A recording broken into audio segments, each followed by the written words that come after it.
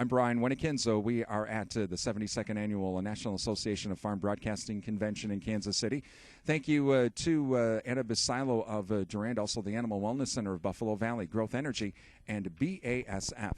And joining us today, Megan Andriankaja, and she is Dr. Andriankaja, and she's with BASF.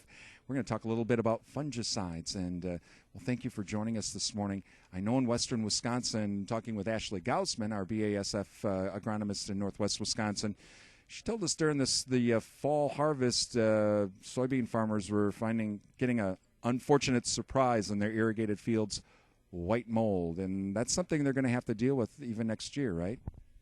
White mold is a disease that can pop up, especially whenever there's the advantageous conditions, whenever you have that moisture. So the guys that were irrigating, we're probably seeing more of it for sure.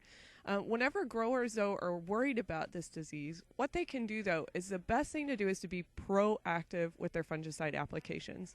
We know that white mold can infect the flower, so the most critical thing whenever you're making that fungicide application is getting the right timing. So R1 application, so that R1 growth stage in soybeans, is the most important thing to remember whenever deciding when to apply that fungicide. In terms of which fungicide is the best for controlling white mold, we have a top-notch product called Endura fungicide. It's one of the best white mold specialists on the market right now.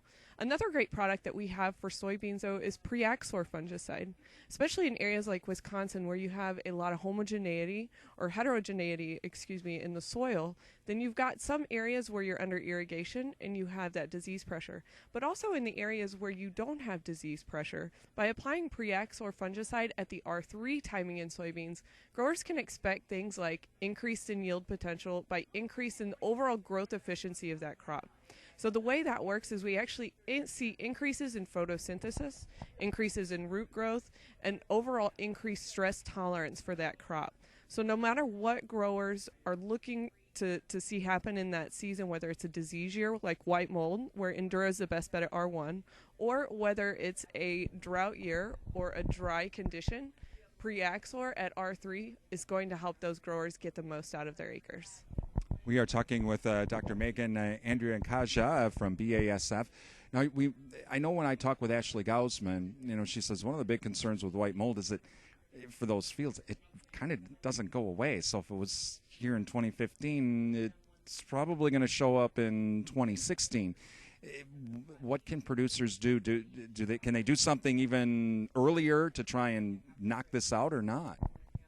Whenever you have white mold popping up in a field, that means that is in the field and it's always going to be in the field.